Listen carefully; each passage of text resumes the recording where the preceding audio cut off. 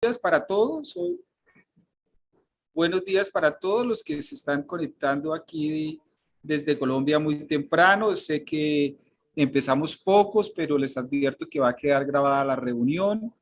Bienvenida a nuestra invitada especial, el doctor Ardila y Manfred y Natalia, que nos está apoyando acá. La idea nuestra es continuar con el proceso educativo en formación editorial encabezado por todo el comité editorial para irnos formando un poco en qué significa tener una revista, qué significa aportar artículos para la revista, y hoy pues un tema muy importante que para todos va a ser de mucha utilidad, qué tener en cuenta para publicar un artículo científico. Muchas veces todos empezamos a escribirlo, pero no teníamos ni idea y eran recomendaciones de una persona u otra, pero hoy vamos a tener esa oportunidad y todo esto para que nos motivemos a presentar nuestros artículos a nuestra revista colombiana de endocrinología, que como ustedes han visto, ha ido progresando de una manera muy importante desde su reinicio y ahora este último año. Entonces, con estas actividades queremos consolidar todo ese proceso para que todos los miembros de la asociación se animen a presentar sus artículos, y también hemos invitado a personas de toda Latinoamérica, Europa, de todo el mundo a que nos postulen artículos para nuestra revista. Sin más preámbulos, le doy la bienvenida a nuestro editor en jefe, el doctor Enrique Ardila, quien ha sido el alma de este comité editorial, para que nos salude y presente a nuestra invitada especial. Bienvenido, doctor Ardila. Muchas gracias, doctor Tovar. Bienvenidos todos los que se conectaron en este momento. Muy buenos días en Colombia y muy buenas tardes en España. Para mí es un placer presentar a la doctora Ana María Wagner. La doctora Ana María Wagner es una médica especialista en endocrinología y nutrición, docente titular de Ciencias de la Salud en la Universidad de Las Palmas de Gran Canaria, directora del Instituto Universitario de Investigaciones Biomédicas y Sanitarias de esa universidad. Además, es editora jefe de la revista Endocrinología, Diabetes y Nutrición. Doctora Wagner, mil gracias por estar con nosotros hoy, en esta mañana colombiana y en esta tarde en España, y estoy seguro que todas las enseñanzas que usted nos va a nombrar van a ser muy útiles para nuestra revista de Endocrinología, Diabetes y Metabolismo. Estaremos muy atentos en oír sus enseñanzas. Mil gracias por haber aceptado la invitación. Muchas gracias por la invitación. La verdad es que es un honor el que me hayan invitado a presentar este tema, ¿no? Pues nada, sin más voy a empezar. El tema de hoy es sobre qué tener en cuenta para publicar un artículo científico. Si quieren, yo voy a ir explicando y me voy a ir centrando y parando en lo que me parece a mí interesante, pero me gustaría que no se quedaran con dudas por el camino, no tengan ningún problema en interrumpirme, bien levantando la mano o bien escribiendo una cuestión o algún comentario en el chat, porque yo lo tengo abierto y lo voy viendo mientras voy haciendo la presentación. Entonces, pues bueno, pues eso, que si quieren para interactuar, no tengo ningún problema de parar un momentito y aclarar lo que haga falta o profundizar en lo que necesiten si sé hacerlo. Vamos a... Entonces, la preparación de un artículo científico no deja de ser el culmen, digamos, de un proyecto de investigación, ¿no? Empezamos por definir la pregunta, hacemos la búsqueda bibliográfica, redactamos el proyecto, lo llevamos a cabo, recogemos todos los datos, los analizamos y al final hacemos una especie de informe que puede ser una comunicación a un congreso, pero realmente el fin último es plasmarlo en un artículo científico para darle difusión y para que el resto del mundo lo conozca, ¿no? De nada sirve investigar si no compartimos el progreso, ¿no? No compartimos los resultados con el resto de la comunidad científica. Entonces, tenemos varios tipos de artículos. Yo me voy a centrar sobre todo en lo que es el artículo original, que es el artículo un poco más habitual al que estamos acostumbrados a acceder. que entra dentro de lo que llamamos investigaciones primarias, que es como los resultados de nuestra propia investigación, ¿no? Luego tenemos investigaciones secundarias que están basadas en investigaciones existentes ya, ¿no? Preexistentes, como resúmenes de las investigaciones preexistentes, y luego las terciarias que son más comentarios sobre la misma, ¿no? Y yo, como les decía, voy a centrarme en el artículo original, pero no sin antes hacer como dar unas pinceladas de cuáles son los criterios en que nos basamos en las revistas para aceptar o no un artículo científico, ¿no?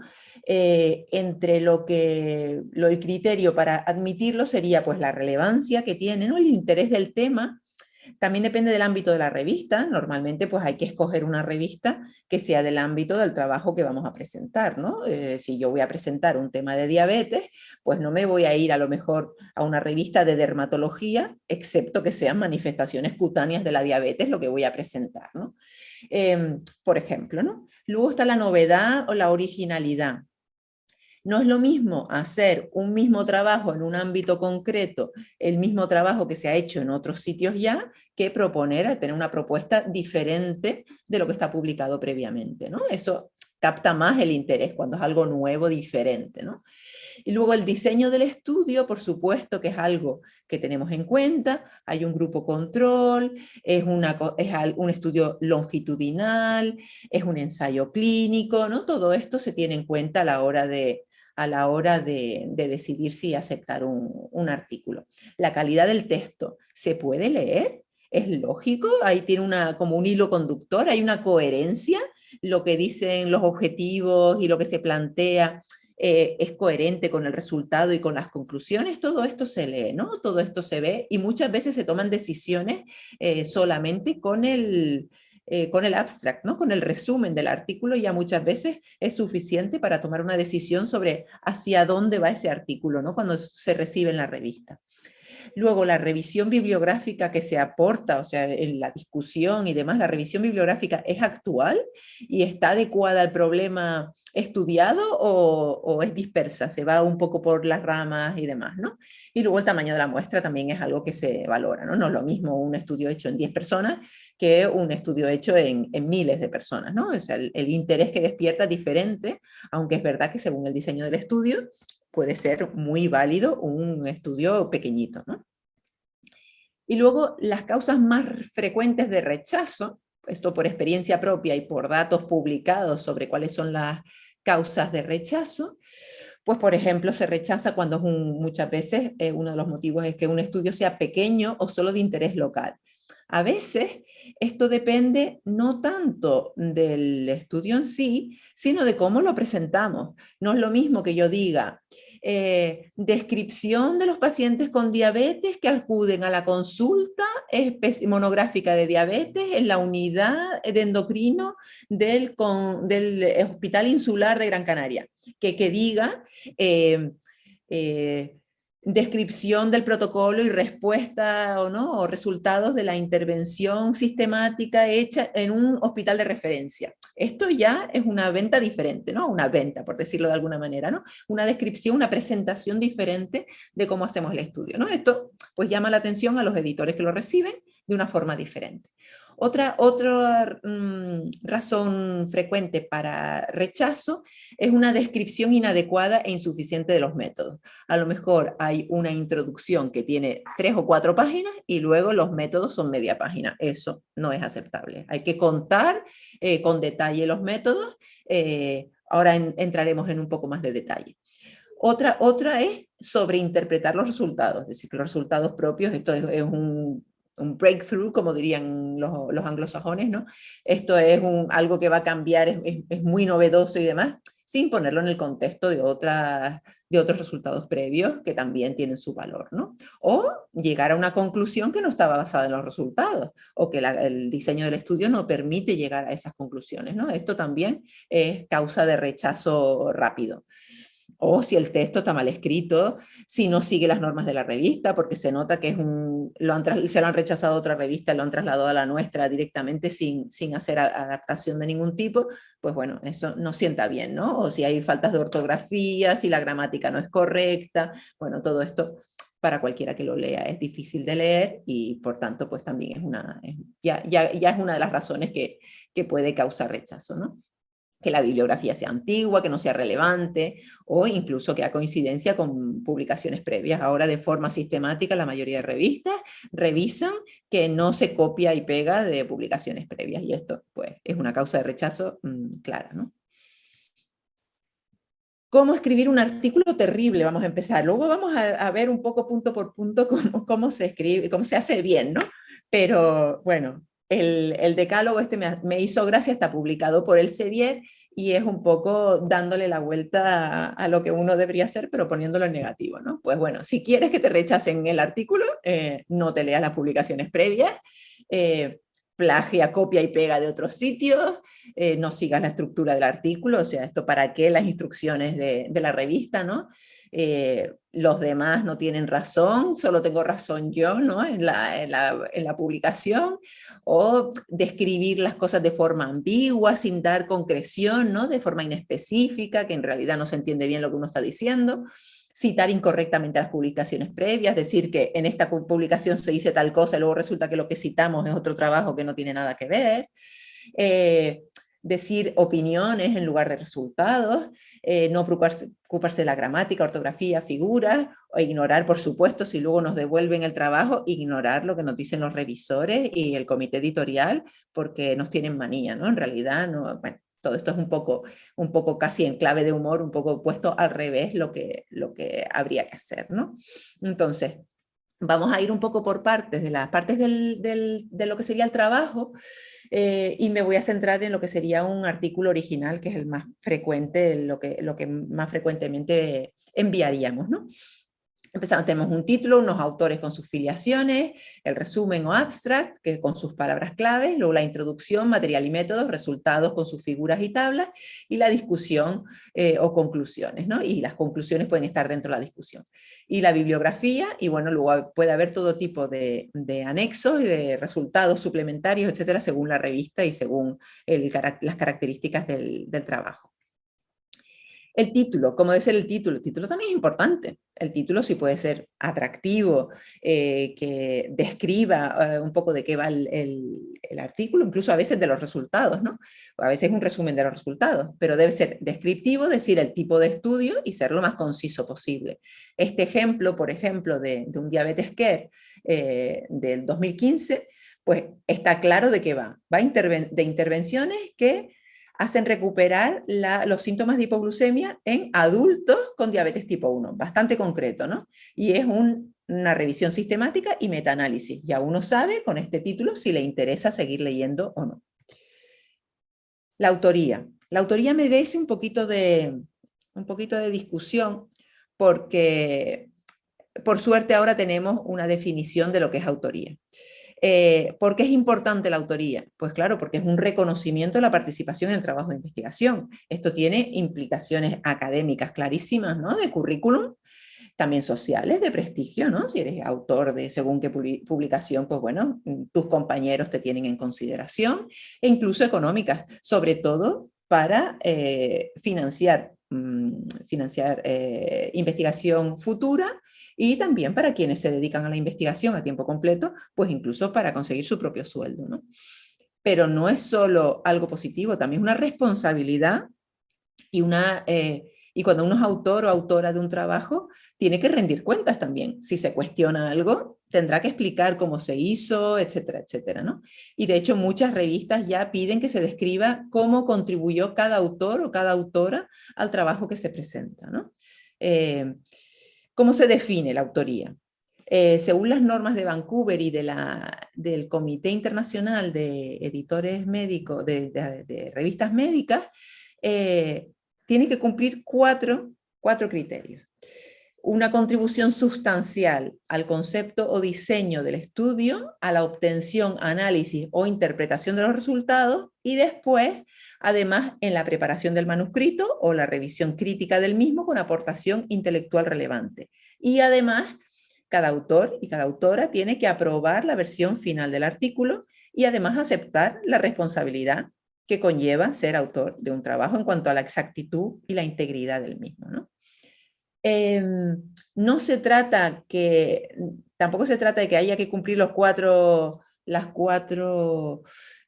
criterios. No es como, pues tú no cumples los 4, te quedas fuera. No, todo el que cumple el primer criterio tiene que tener una opción a cumplir los otros 3, ¿no? Todo el que participa en el desarrollo del trabajo, de alguna manera, tiene que tener la opción de participar en la elaboración del manuscrito, en su crítica, en su revisión, etcétera, etcétera, para poder cualificar como autor o como autora. ¿Qué no es autoría? Pues de forma aislada, sin tener en cuenta los requisitos que presentamos previamente, pues obtener financiación no es un requisito para ser autor y tampoco es una razón suficiente, ¿no? O una supervisión general o dirección de un grupo de investigador. Solo por ser jefe o por ser jefa no hay por qué estar en el trabajo, ¿no? Depende si el jefe o la jefa ha hecho una aportación intelectual relevante al trabajo, sí, si no, no cumple la definición de autoría. El soporte administrativo con la autoría, con la escritura, o incluso la traducción o la revisión de galeradas, eso tampoco es autoría. Es parte de lo que tienen que hacer los autores, pero en sí mismo solo no es un criterio de autoría. Y ser amigo del equipo investigador tampoco, ¿vale? Lo digo, es un poco esto ya cae por su propio peso, pero bueno, a veces pues se ha visto que pues a veces es como para agradecer un favor que nada tiene que ver con el artículo, pues se pone a un amigo tal. Esto no es profesional, ¿vale? Se desaconseja hacerlo. Doctora, tengo una pregunta que quiero Sí, claro. interrumpirla, porque este punto me parece que es un punto crítico y uno ve muchas cosas alrededor de las coautorías, ¿no? De hecho, por ejemplo, incluso en Colombia, bueno, eso se da en todos lados, pero hace unos meses hubo una polémica por un asunto de coautorías regaladas, que es precisamente eso, es amigo mío o hay algún tipo de relación, entonces lo incluyo y hoy te incluyo aquí y mañana tú me incluyes allá. También, por ejemplo, en el contexto colombiano hay un asunto relacionado con el puntaje o los ajustes salariales a los investigadores. Entonces, pues en la medida que más publiquen, más dinero ganan, depende del esquema universitario en el que estén, si es público o privado. Entonces, eso también genera ciertas prácticas complejas. En el caso de salud, por ejemplo, se me ocurre una tipología y es los consensos. De hecho, la otra vez estaba yo conversando con una doctora sobre un consenso que estaba trabajando y me decía que ella consideraba que era muy importante que estuviera claro desde el comienzo cuáles iban a ser las normas para considerar un coautor, porque estaban teniendo un problema con un doctor que había permitido pues, recoger una información, pero no participó directamente y no estuvo en el estudio, pero quería, digamos que el pago por eso era como aparecer directamente incluida en el documento. Y digamos que lo que se hablaba ahí en ese momento era, bueno, hay que establecer las normas, digamos que las reglas de juego estén claras. Desde su punto de vista, por ejemplo, de esos documentos donde hay una gran participación de personas, como los consensos, ¿cómo cree usted que debería ser el manejo? ¿Cómo se podría mejorar? Y claro, pues usted tiene como el doble rol, usted es investigadora y es editora. Entonces también desde la revista uno también lo ve como desde otro punto de vista, ¿no? Uno dice, bueno, por ejemplo, una de las cosas que estamos haciendo y que se ha popularizado en varias revistas es pedirle a los autores la contribución según la taxonomía de crédito. Entonces, que cada quien diga, bueno, si va a aparecer, diga por favor en qué contribuyó, ¿sí? Entonces, pues quería preguntarle sobre eso, ¿cómo piensa usted que debería manejarse o desde su experiencia como investigadora o editora, pues cómo lo ve? A ver, como investigadora he tenido mis discusiones sobre este tema y ahora que tenemos estas definiciones que no han estado siempre ahí, la definición de lo que es un autor o lo que es una autora no han estado siempre ahí. Y yo creo que ahora tenemos por lo menos algo que nos respalda, ¿no? Si alguien dice, ¿y por qué no estoy yo ahí? Bueno, pues cumples estos requisitos, ¿no? ¿Verdad? Pues ahí, por eso no estás. Yo me he peleado con jefes de servicio y todo porque creían que había otros compañeros que debían estar. Digo, mira, aquí están los que han trabajado. Y esto es injusto para el resto de los que sí han trabajado, Y no puedes poner a gente, y luego que o es a expensas de que sacas a alguien que sí ha trabajado. Esto, para empezar, no es justo, ¿no? Y, y el cómo hacer como investigadora lo tengo claro y bueno, y por suerte como ya hay una cultura dentro de nuestro grupo de investigación que esto está bastante claro, ¿no? Pero luego como editora es un poco es difícil de controlar, aunque sí se le puede trasladar a los investigadores, a las investigadoras, la responsabilidad, claro, ¿no? O sea, define, por favor, qué es lo que ha hecho cada autor, ¿no? Entonces, esto lo hacen cada vez más revistas y esto yo creo que hay que incorporarlo a las instrucciones autores, a los apartados que se rellenan, ¿no? Igual que los conflictos de interés y qué ha hecho cada uno, ¿no? Porque también está dentro del tema del área de salud, una de las cosas que han sido muy polémicas también es el ghostwriting, ¿no? O sea, la industria saca un ensayo clínico, un estudio, tal, y pone a los autores ahí de gente que no hace nada, pero que le dan prestigio o supuesto prestigio al artículo y a los autores ficticios estos, pues les da prestigio pues publicarlo en una revista importante, pero quien escribe es otra persona, una persona profesional de la redacción y al final pues esos autores son falsos, ¿no? Por eso es importante el declarar, como dice Manfred, que el declarar qué es lo que hace cada uno, ¿no? Como parte de las instrucciones de la revista. Eso es una buena opción. Hay otra cosa importante, doctora, es que existía la mala costumbre de que el jefe del departamento en el cual salió la investigación figuraba como coautor, aunque no hubiera hecho mayor cosa, simplemente, no sé, por solidaridad o qué sé yo, amiguismo, era el último autor, digamos, del artículo, lo cual me parece que es completamente absurdo si no participó en el artículo, en la investigación. Lo mismo a veces, y por fortuna se ha quitado eso, la gente que hacía, digamos, los exámenes de laboratorio. El que hizo las glicemias, por ejemplo, la chica del laboratorio que hizo las glicemias aparecía como autora, digamos, del autor, del artículo. Pues que es una mala costumbre que existía, por fortuna se ha ido quitando. Sí, sí, yo estoy de acuerdo y además el último autor normalmente es el autor senior responsable, el que lleva, responsable del trabajo, ¿no? Que muchas veces lleva también la correspondencia, digamos, es quien se considera como el garante último, ¿no? Del trabajo. Entonces, si esta persona, alguien le pide rendir cuentas y no sabe de qué va el trabajo, no se lo ha leído y no ha participado, puede ser un poco embarazoso, ¿no? Ahora que hay más control, ¿no? Más control de calidad y han salido, de hecho, hay polémicas, cada poco hay polémicas por alguna mala praxis. Entonces, bueno, pues esto nos abre un poco los ojos de si lo hacemos bien desde el principio, pues, y ahora que tenemos unas referencias y tenemos unas guías, podemos seguirlas y no es que sea una cosa, no es que yo te tenga manía y como aunque seas mi amigo no te quiera poner, no, es que aquí hay unos criterios internacionales que seguimos. Entonces, bueno, pues ya uno se respalda en eso y eso ayuda mucho. A mí personalmente me ha ayudado mucho, ¿no? O sea, hay que cumplir esto, ¿no? Muy bien. Entonces veo ya que lo de la autoría, yo ya me imaginaba que crearía un poquito de polémica, porque es verdad, porque por eso he puesto, ser jefe no es ser coautor por definición, ¿no? El jefe puede trabajar y puede participar como otros autores y por tanto puede serlo, pero no se le excluye tampoco, ¿no? Vale, continúo. Luego el abstract. ¿Por qué es importante el abstract? Para empezar, si empezamos a escribir el abstract, de hecho hay gente que sugiere, aunque muchos dejamos el abstract como para el final, cuando ya hemos escrito el artículo, como para resumir, el empezar por ahí también es un buen ejercicio, porque obliga a ordenar las ideas principales y el mensaje que vamos a transmitir, ¿no? ¿Cuáles son los resultados principales que hemos obtenido y cuál es como un poco la esencia, ¿no? La esencia del trabajo.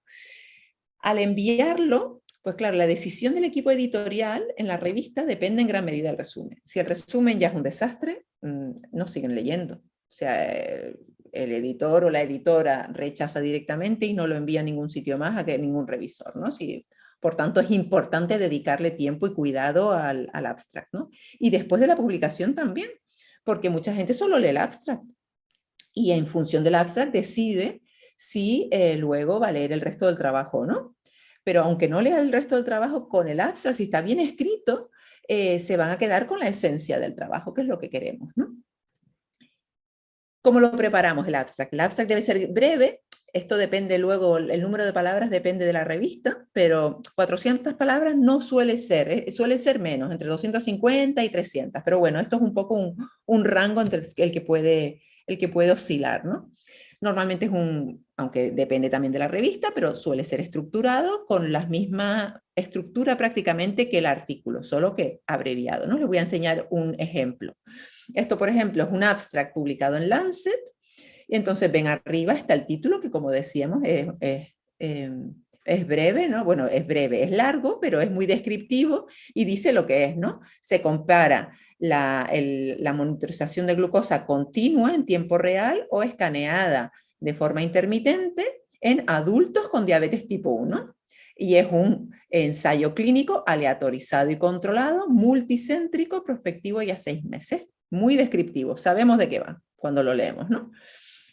El resumen, la introducción nos pone en el contexto e incluye el objetivo. Entonces, estos son 4 líneas para decir por qué es interesante este trabajo, ¿no? Los métodos describen en el mayor detalle posible dentro del espacio que tenemos qué es lo que se ha hecho, ¿no? Entonces aquí viene muy claro, es un estudio prospectivo de 2 ramas paralelas, multicéntrico, aleatorizado, controlado en 6 hospitales en Bélgica, son adultos la población, la intervención es la monitorización en tiempo real, comparado con un control que es la de lectura intermitente, y se hace una aleatorización de forma central, o sea, todas las cosas esenciales de un ensayo clínico están, incluso está aquí donde está registrado el ensayo clínico. Los resultados, ven los resultados, el tiempo en el que se realizó, el número de participantes, cuántos se aleatorizaron finalmente, cuántos en cada grupo, los resultados principales con sus números, sus P's, todo muy preciso, específico. No es un comentario general, no, específico, qué es lo que hemos encontrado, lo principal. Y también temas de seguridad, ¿no? Las reacciones cutáneas. Y luego, pues las conclusiones son un poco la interpretación de los resultados. ¿Cómo hacemos una introducción en el artículo? Es el planteamiento del problema, la justificación de por qué hacemos el trabajo. Puede incluir una hipótesis o no incluir una hipótesis. Suele incluir el objetivo del trabajo, ¿no? Es un apartado breve. No se trata de poner 4 páginas sobre una revisión de un tema, no. Concreto. ¿Por qué has hecho este trabajo? ¿Cuál es el problema? ¿Y por qué es importante este trabajo que presentas, ¿no? Sitúa a quien lo lee en el contexto general. Y de forma natural, esta introducción debe derivar en el objetivo del trabajo, ¿no? Este es del mismo artículo de Lancet, la introducción. Ven que es brevísima, son 2 párrafos. Si lo comparamos luego con otros apartados del artículo, ¿no? A veces recibimos en la revista, ahora lo digo como editora, recibimos artículos que tienen este tamaño, lo tienen los métodos e incluso los resultados, y la introducción son 4 o 5 páginas. Esto no es un artículo original, ¿no? Si quieres hacer una revisión sistemática, una revisión narrativa, lo haces de otra manera, ¿no? Pero no lo envías como un original. Material y métodos. Aquí es muy importante poner todos los detalles suficientes, o sea, todos los detalles posibles que podamos poner. Eso quiere decir que tenemos que recogerlo, o al diseñar el estudio también tenemos que poner el máximo de detalles y recoger todo como lo hemos hecho exactamente, ¿no? Porque se supone que al leer los métodos, otro grupo de investigación puede intentar reproducir nuestros datos siguiendo los métodos, como si fueran unas instrucciones. Por tanto, tiene que ser muy preciso y detallado, ¿no? Y aquí no hay que olvidar los aspectos éticos. Se presentó al comité de ética, los participantes firmaron un consentimiento informado, etcétera, etcétera, ¿no? Entonces, lo mínimo que tiene que incluir es el diseño del estudio, es un estudio observacional, longitudinal, es transversal, es una revisión bibliográfica, es una revisión sistemática, o es un ensayo clínico, ¿no? La población, y si es un ensayo clínico, pues qué población es la que, o incluso si es un estudio observacional, qué es la población que se trata. pues gente con diabetes tipo 2, adultos de ambos sexos, etcétera, etcétera, ¿no? O sea, no se da por hecho nada, se explica qué es, ¿no? Con detalle. La intervención o la exposición, en qué consiste, con qué se compara y cuál es el resultado que vamos a describir, ¿no? Luego los métodos de medida y análisis, el análisis estadístico, etc. Entonces aquí podemos ayudarnos de la guía apropiada al tipo de estudio. Tenemos varias guías internacionales que tampoco han existido toda la vida, pero que ahora existen y sirven de guía. Por ejemplo, los estudios observacionales con la guía Strobe, los ensayos clínicos con la Consort, y cada uno tiene todos los detalles en cómo se hace en su correspondiente enlace. Para las revisiones sistemáticas, la guía Prisma, para las guías de práctica clínica, la GRI, bueno, pues y vamos siguiendo, y eso, siguiendo esto, normalmente conseguimos escribir un buen artículo, pero está bien leérselas antes de diseñar el estudio, porque a veces nos damos cuenta que al escribir el artículo que falta mucha información y que no podemos contar bien el artículo porque realmente no diseñamos el trabajo desde un principio con el suficiente detalle y cuidado, ¿no? Entonces, este es un ejemplo de la misma revista del Lancet, lo que ocupan los materiales y métodos para que vean bastante más que la introducción, ¿no? Y en cuanto a los resultados, pues también se requiere una descripción detallada, precisa de lo que es relevante, y se pueden seguir las guías correspondientes que ayudan mucho. Las tablas y figuras se ponen para ahorrar texto y si se añaden claridad. No se debe repetir la misma información en el texto y también en la figura, ¿no? Se dice en el texto. Los pacientes del grupo A eran más obesos, mayores de edad, etcétera, etcétera, que el grupo B. Ver tabla, y ahí en la tabla no se dice un porcentaje de tal o tenían una edad de cual, además, ¿no? Si eso está en la tabla, nos referimos a la tabla y ya está. Otra cosa que es un fallo, un error importante o frecuente, es describir resultados en el apartado de resultados que no se ha dicho en métodos que se iban a hacer. Entonces es importante que todo lo que se refleje en resultados esté descrito cómo se iba a hacer en método. Y en los resultados tampoco se debe comentar, ¿no? Aquí exponemos los resultados sin decir esto es más frecuente o menos frecuente que en otros estudios, ¿no? Eso se deja para la discusión. Y esto es lo que ocupa en ese trabajo del Lancet, los resultados. Ven que hay muchas tablas, varias figuras y el texto que lo describe, ¿no? Y por último, la discusión. La discusión es bueno sentarse y hacer un esquema, como un plan de la discusión antes de empezar a escribirlo, porque si no es frecuente que uno se disperse, que empiece a hablar del tema en general, pero no, se trata de ser concretos del tema que uno está investigando y los resultados, ¿no? Entonces es una buena costumbre empezar por el resumen de los hallazgos principales. ¿Qué fue lo que encontré? Que la monitorización continua en tiempo real conseguía más tiempo en rango objetivo de glucosa que la de lectura intermitente, pues eso es lo que pongo en las primeras dos líneas. Y luego, pues digo, pues esto que añade a lo existente, ¿no? ¿Cuáles son las fortalezas de este estudio? ¿Qué son las implicaciones de los hallazgos? Pues si resulta que una forma de monitorizar es mejor que la otra, ¿qué implicaciones tiene eso a nivel clínico, económico incluso, ¿no? Bueno, pues todo esto, ¿no? Y comparamos con otros estudios que pueda haber similares y discutimos así, ¿no? También hay que incluir en la discusión las limitaciones del estudio. Es mejor que la incluyamos nosotros que no que sean el equipo editorial o los revisores o las revisoras que digan, oye, es que este estudio le falta esto, le falta lo otro. Esto, mejor que lo veamos como equipo investigador, mejor que lo veamos nosotros y lo plasmemos. Ningún estudio es perfecto, o sea que vamos a resaltar las fortalezas, pero también tenemos que asumir que seguramente tiene limitaciones y que por tanto eso puede influir en las conclusiones que tengamos, ¿no? Esto es mucho mejor ser prudente con las conclusiones también que estar lanzando y sobreestimando la importancia de nuestro trabajo, ¿no? Eso da credibilidad, ¿no? Da confianza.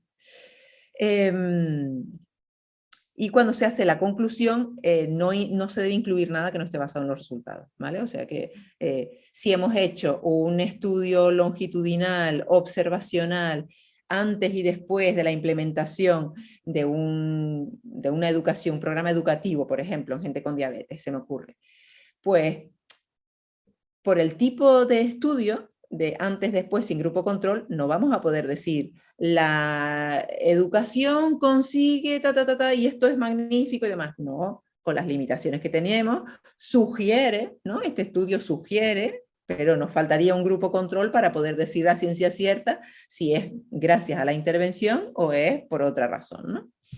Puede haber múltiples factores de confusión.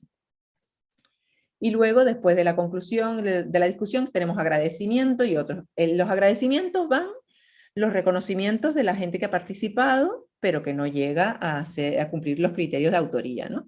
Pues esa persona que está tomando las glucemias, pues incluso los mismos participantes que a veces hacen un esfuerzo de trasladarse desde lejos para venir a participar en el estudio, incluso sesión de material, de laboratorio, ¿no? De protocolos de estudio, tal, bueno, pues eso también se agradece, ¿no? Agradecemos al investigador tal o la investigadora tal del grupo cual que nos cedió, pues, no sé, el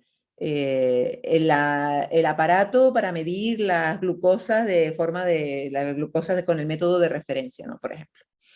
Las fuentes de financiación, si no hay un apartado como tal de financiación dentro del artículo, según las instrucciones de la revista, que muchas ya lo ponen, pues hay que poner en agradecimientos también las fuentes de financiación, ¿no? Si hay una beca, si está financiado por la industria farmacéutica, muchas veces lo que hay que poner también es el rol que tuvo el sponsor o quien financió, el rol que tuvo en todo el trabajo y cuánto ha interferido o intervenido en la redacción, el diseño, el análisis de los resultados o la decisión de publicarlo, ¿no? Eso es importante también respecto a lo que podrían identificarse como conflictos de interés.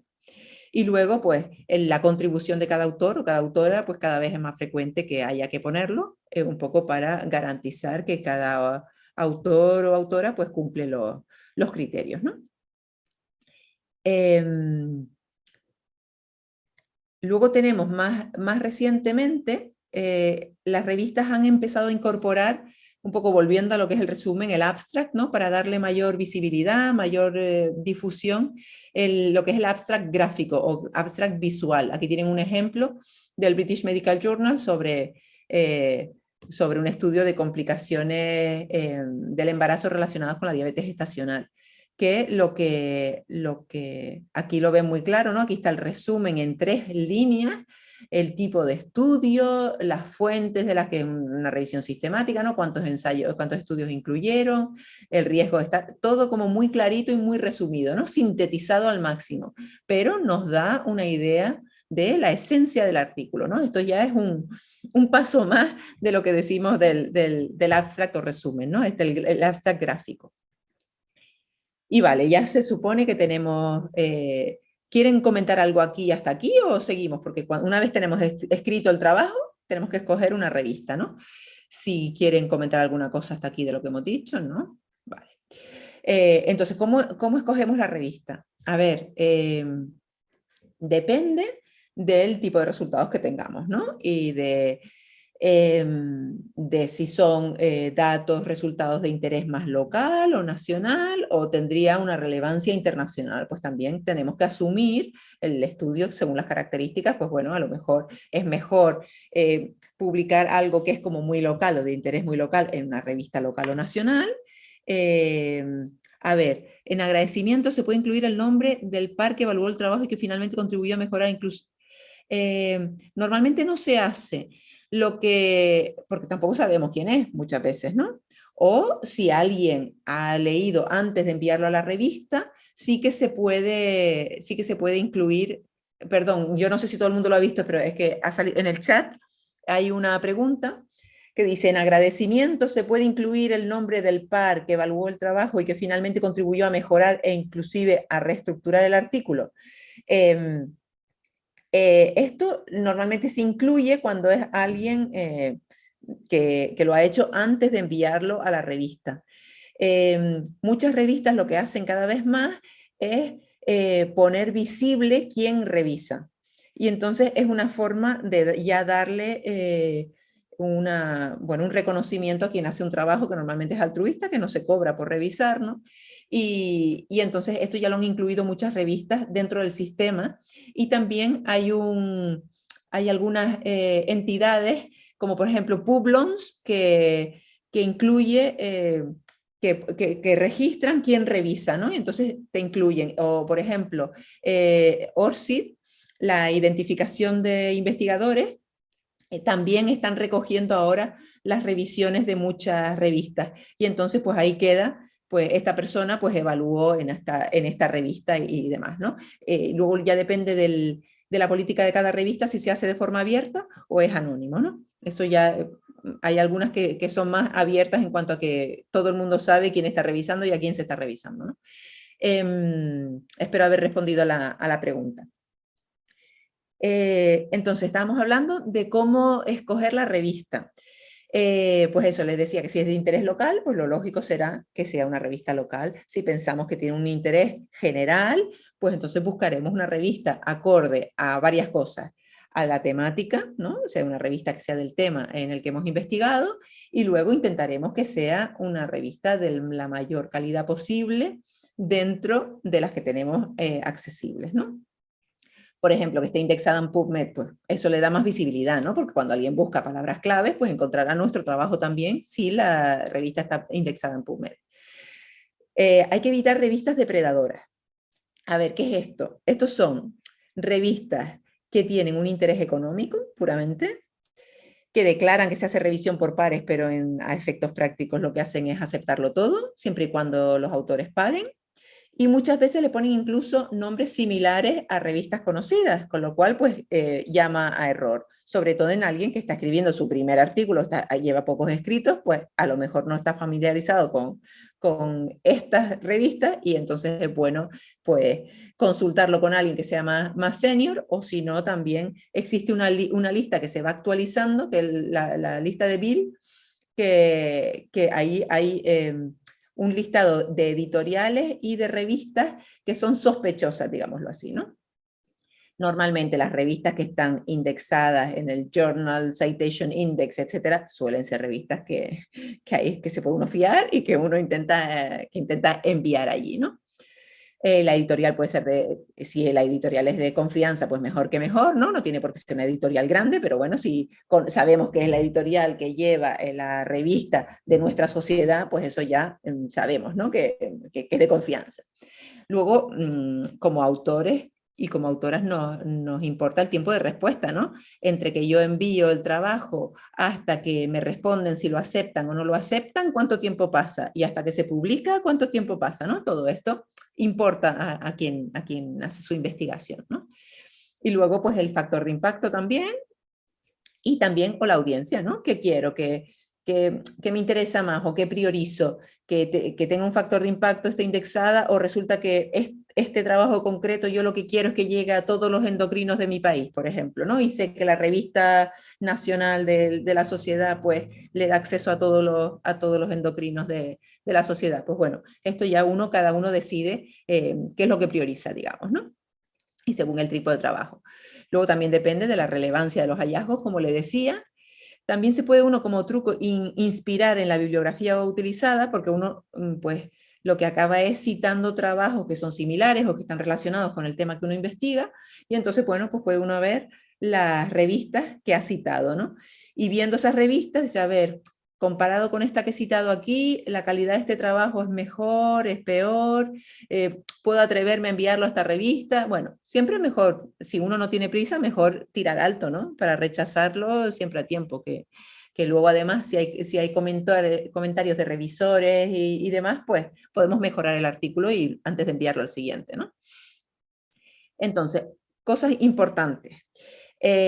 Antes de adaptar el artículo, es importante leer muy bien las instrucciones y ver incluso ejemplos de artículos. El tipo de artículo que vamos a enviar se adapta a la revista, o estamos mandando algo que la revista, por ejemplo, yo quiero enviar un caso clínico. Vale, la revista esta admite casos clínicos. ¿Qué tipo de casos clínicos? Vamos a leer uno o dos para ver cómo los escriben, qué tipo de casos son, y si el que yo estoy planteando pues entraría o no entraría, ¿no? O sea, que ver ejemplos y leer muy bien las instrucciones, eso es básico antes de escoger la revista y antes de enviarlo, el artículo sobre todo, ¿no? Entonces, una vez enviamos el artículo, yo he puesto aquí, ya estoy barriendo para casa, endocrinología, diabetes y nutrición, muchas veces hay una web, ¿no? En la que está, y ven, submit your paper, ¿no? O envíe su artículo. Entonces uno pincha aquí, tiene que seleccionar el tipo de artículo que quiere, por ejemplo, original, pues marcamos original, y luego ya hay que adjuntar los archivos del artículo, ¿no? Y luego ya hay que rellenar información general sobre los autores, las filiaciones, etcétera, ¿no? Revisar preferencias, muchas veces hay como una especie de checklist, pasó por el comité de ética y consentimiento informado, si hay conflicto de intereses, etcétera, ¿no? Que eso puede estar dentro del artículo, pero también muchas veces al enviarlo se pregunta expresamente, ¿no? ¿Y qué pasa después? Una vez enviamos el artículo, llega al editorial. Entonces hay que revistas con más, a lo mejor con más recursos, digámoslo así, que hacen una revisión formal por la editorial de que estén todos los documentos, de que esté marcado lo del comité de ética, de que los conflictos de interés estén rellenos, etcétera, etcétera, y luego lo pasa al comité editorial, ¿no? Y otras pues lo asumimos todo, ¿no? Entonces, otra cosa que se hace de forma sistemática ya es el control de plagio, con un programa que mira coincidencias de texto con otras publicaciones previas. Y además, luego ya se hace una valoración por el editor o la editora que le corresponde el trabajo, y con esto, pues ya decide, o bien rechaza directamente, que les puedo decir que en la revista de Endocrinología, Diabetes y Nutrición esto ocurre con entre un 50 y un 60% de los trabajos que llegan directamente no pasan a revisores, y si se ve que no es claramente para rechazar, pues se envía a revisión por pares. ¿Qué hacen los revisores? Pues dan o bien indican también que hay que rechazar, en cuyo caso pues se rechaza, o hacen una solicitud de modificaciones que se envía a los autores, que hacen una contestación. Primero, por un lado, una carta de contestación de punto por punto a cada cuestión planteada, es decir, en la introducción deberían incluir el artículo que es clave para entender tal. El artículo ha sido incluido, ver página tal, línea cual, y en el trabajo luego está modificado y normalmente se resaltan los cambios para que sea fácil para los revisores después ver si se han contestado sus cuestiones, ¿no? Y este bucle puede seguir varias veces, ¿no? Contestación, más modificaciones, contestación, así se puede estar varias veces, y después de esto incluso podría haber un rechazo si no se contestan adecuadamente las cuestiones, o ya la aceptación, y luego ya, entonces una vez aceptado, ya podemos decir que el trabajo está en prensa, ¿vale? Ya lo podemos apuntar en el currículum y poner en prensa, ¿vale? Aunque no está publicado todavía. Y luego ya, después de un tiempo, pues nos enviarán las galeradas para revisar, y luego se publicará, unas veces online primero y después en papel, otras veces solamente online. Esto ya depende de cada revista. Vale, entonces nos encontramos con algunas barreras, ¿no? No tengo dinero para investigar qué hago, nunca he publicado nada, ¿por dónde empiezo? Bueno, entonces yo he preparado un par de ejemplos por si les pueden ser de utilidad, ¿no? Un ejemplo que hicimos nosotros como grupo de investigación, que es en realidad un trabajo de final de grado de medicina de un alumno que terminó en el año 2018 y que le interesaba el tema de la tecnología y la diabetes. Y entonces hizo una revisión sistemática de aplicaciones móviles para el manejo de la diabetes que estuvieran accesibles en español. Presentó su trabajo final de grado y luego, pues con unas puntuaciones, revisó muy bien el tema, y con unas puntuaciones que le fue dando, a cada una de las aplicaciones, había de usabilidad y de calidad, se hizo una puntuación, y luego pues se hizo una tabla de ranking, digamos, donde salían, pues estas son las 4 primeras que salían, ¿no? Y en algunas cosas, pues incluso decíamos cosas que no eran del gusto de los desarrolladores de la aplicación, y de hecho recibí algún mensaje un poco amenazador porque no le gustaba lo que habíamos hecho. Digo, bueno, esto es una revisión, esto es una cuestión científica, esto se hizo con una fecha determinada que también está escrito, y esto está en manos del comité editorial, yo ya no tengo nada que hacer, ¿no? Y ya no, bueno, pues no fue más allá, pero bueno, fue un poco desagradable. Y bueno, lo cierto es que más allá del impacto que tuvo en en los desarrolladores de las aplicaciones, pues ha sido uno de los trabajos más citados en la revista de Endocrinología, Diabetes y Nutrición de los últimos 3 años, ¿no? Entonces, bueno, es un trabajo sencillo, quiero decir con sencillo, quiero decir con pocos recursos, es un estudiante de medicina que ha hecho todo el trabajo, ha trabajado muy bien, eso es verdad, ha sido muy minucioso, y luego hemos aprovechado ese trabajo para publicarlo. Él está encantado y encima ha salido, esto es un tema de interés, ¿no? Y por tanto, pues ha sido citado y leído muchas veces. Esto lo puede hacer cualquiera. Quiero decir que para esto no hace falta tener unos fondos de financiación tremendos, ¿no? Y si uno no ha empezado, nunca ha hecho ningún trabajo y no ha hecho ninguna publicación de un trabajo original, ¿qué puede hacer? Pues puede empezar por a propósito de un caso, que son modalidades de artículos muy breves. Aquí les muestro algunos que yo hice en la residencia. Ven que es una página solamente, entonces es una descripción, esto es una descripción de un caso, y luego unas cuestiones sobre la discusión del diagnóstico. Esto depende de la revista, pues se plantea de una manera u otra. Y este otro, pues ya lo ven, tiene un abstract, una introducción breve, el reporte del caso y luego la discusión, que también es muy breve, 1 o 2 páginas. En muchas revistas no tienen reporte de caso como tal, pero sí los admiten como una carta científica, ¿no? Por ejemplo, nosotros en Endocrinología, Diabetes y Nutrición no aceptamos casos como tales dentro de un apartado concreto, pero sí dentro de carta científica. Incluso a veces cuando uno se equivoca, lo escribe y interesa incluso al Lancet, ¿no? Que hace unos años tenía un apartado que era para aprender de los errores, ¿no? Y bueno, pues a veces también se puede hasta aprovechar cuando uno se equivoca, ¿no? Entonces, ya por concluir, que veo que además llevamos aquí 50 y pico minutos, la preparación del artículo empieza por el proyecto de investigación. Creo que las palabras clave para la aceptación por la revista son que sea relevante, original, que se tenga mucho cuidado y se sea preciso en la forma de expresarse, que se sea concreto, nada dice por las ramas, y que sea todo coherente, ¿no? Que todos los apartados sean coherentes. Pero no les puedo decir nada que no, o sea, yo puedo decirles muchas cosas, pero para aprender de verdad, como hay que hacer es escribir, ¿no? Ir escribiendo y así como uno aprende, ¿no? Haciendo lo que hay que hacer, ¿no? Y muchas gracias. Aprovecho ya para anunciar el próximo congreso de la Sociedad Española de Endocrino, que es aquí en Las Palmas de Gran Canaria en octubre, y para darles las gracias por su atención.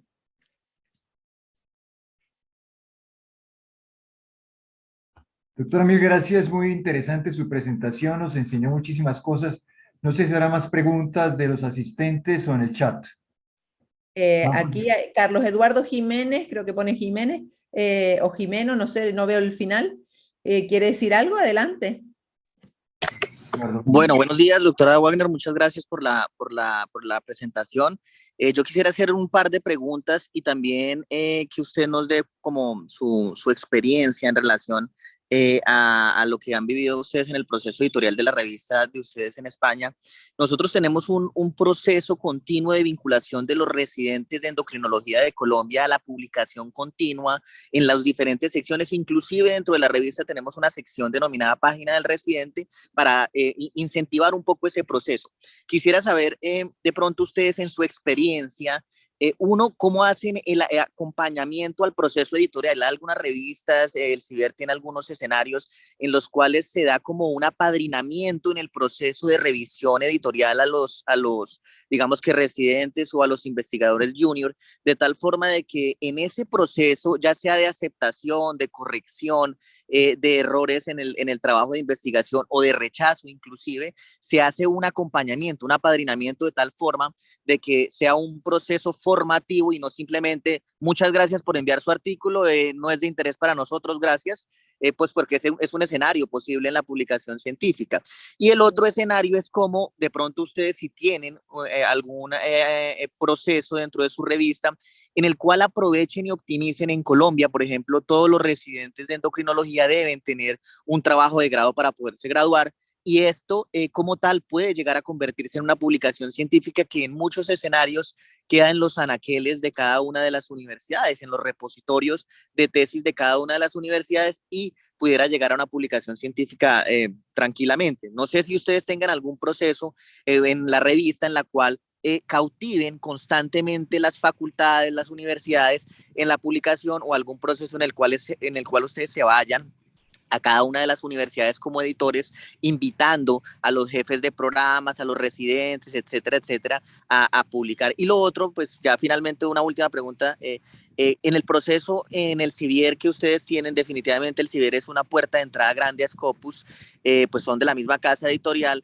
y nosotros en el comité editorial estamos en ese proceso. ¿Qué recomendación o qué consejo nos podría dar a nosotros que queremos en algún momento como revista, como comité editorial y como asociación de endocrinología en Colombia, pues poder tener nuestra revista en una posición de indexación mucho mejor, y estamos trabajando continuamente para eso, como Manfred bien lo dijo? Bueno, son muchas preguntas. A ver si me he hecho aquí unas notas.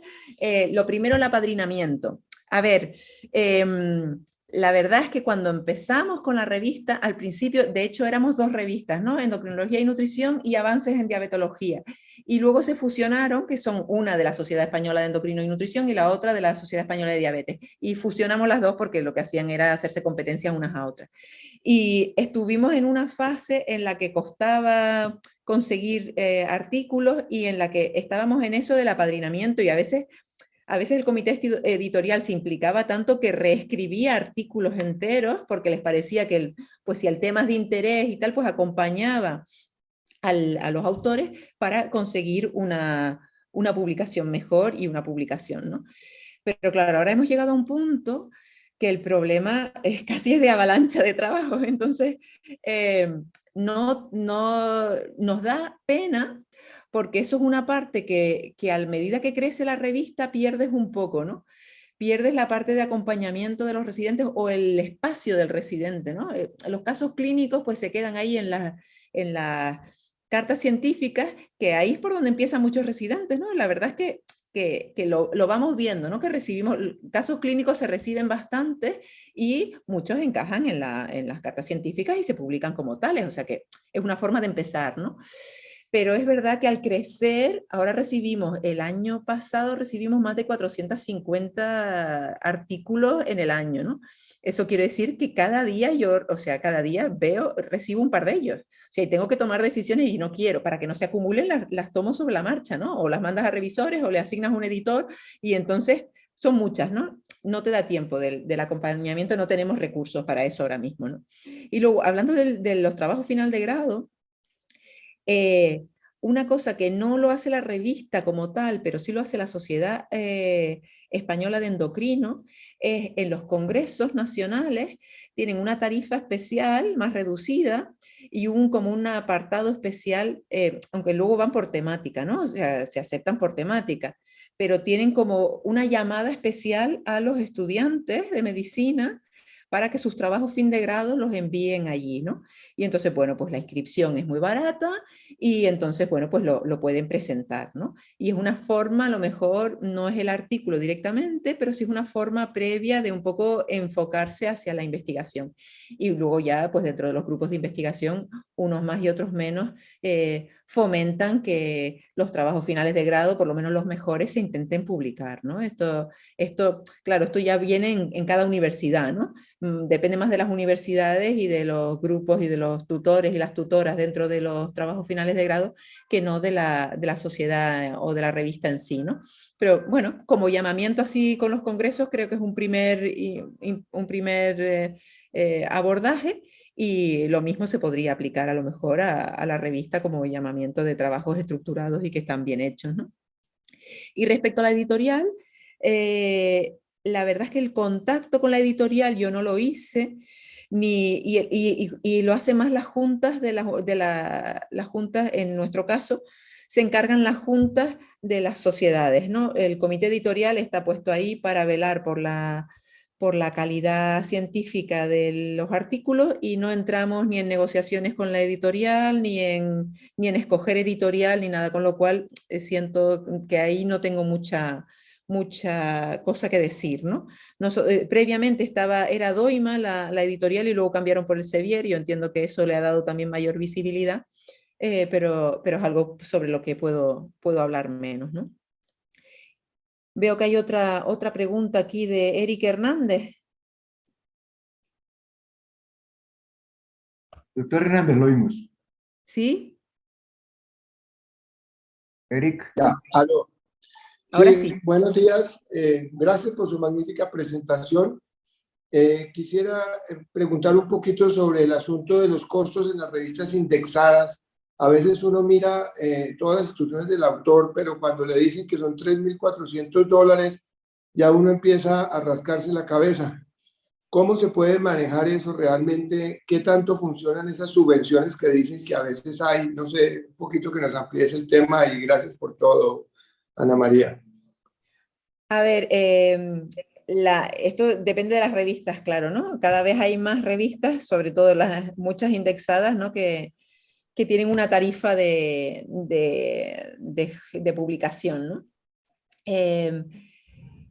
A ver, esto sobre todo es más llamativo incluso en las que son de acceso abierto, ¿no? Unas revistas tienen sus ingresos a través de las suscripciones y otras revistas pues no tienen suscripciones, son de acceso abierto, pero entonces repercuten esos gastos en los autores, ¿no?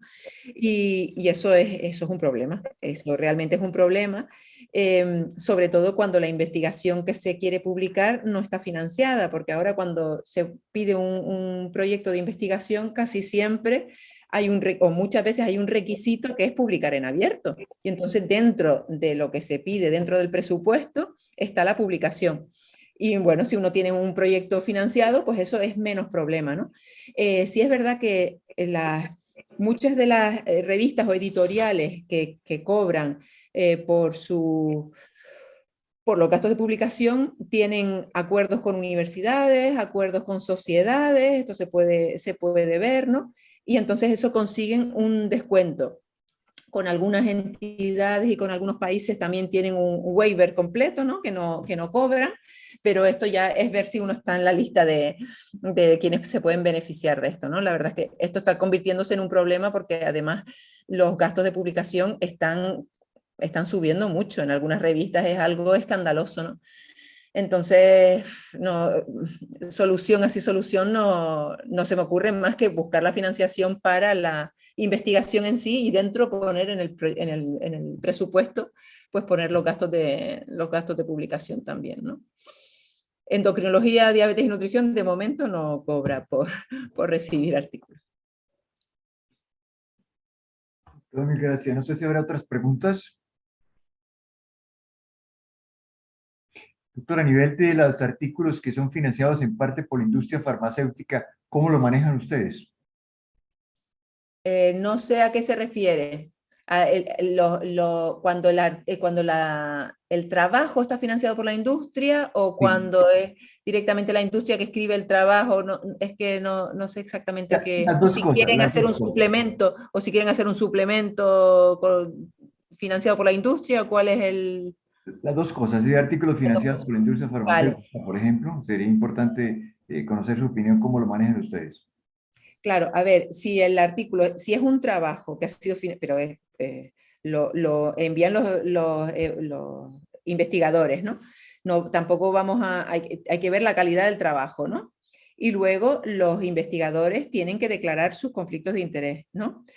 Y en caso de que sea financiado, lo lógico es decir en cuanto han participado la industria en todo el proceso, ¿no? Hay veces que la industria es la promotora del trabajo y se puede publicar si es un buen trabajo igualmente, otras veces se ve que es claramente publicidad, eso no lo publicamos, a veces es difícil de distinguir, es verdad, pero a los autores les pedimos que rellenen la declaración de conflictos de interés y con esto esperamos que también los autores tienen una responsabilidad en esto, ¿no?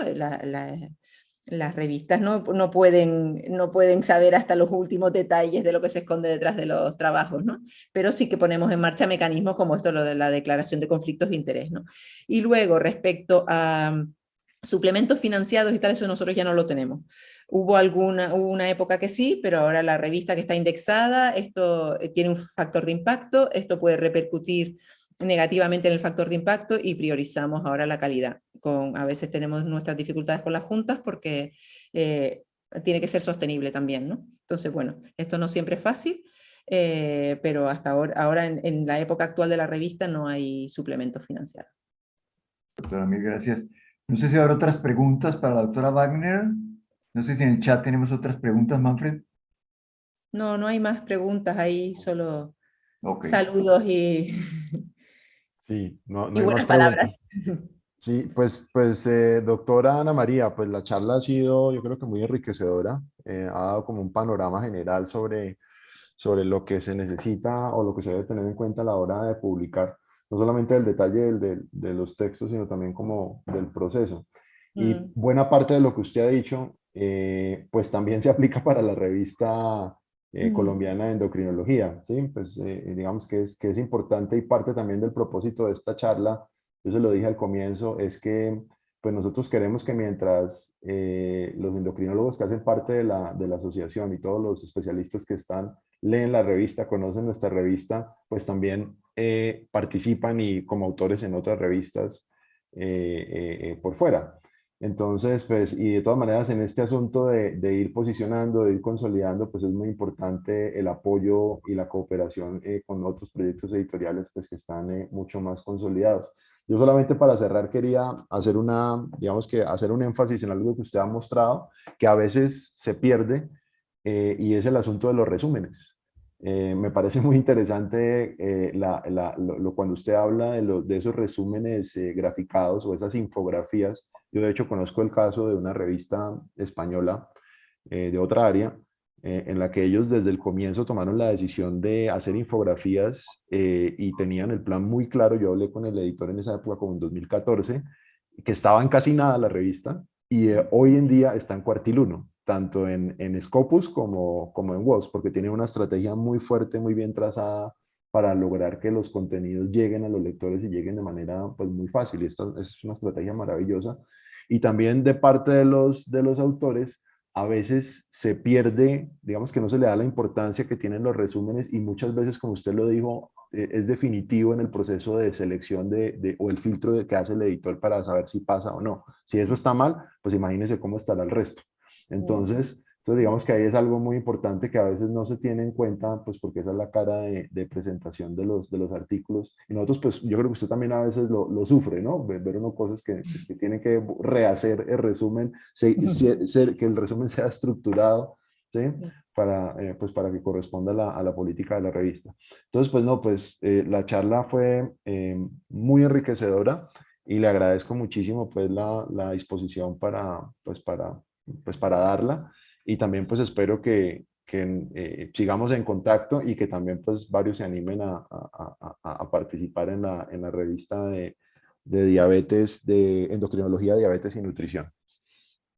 Muchas gracias a ustedes por la invitación, un placer.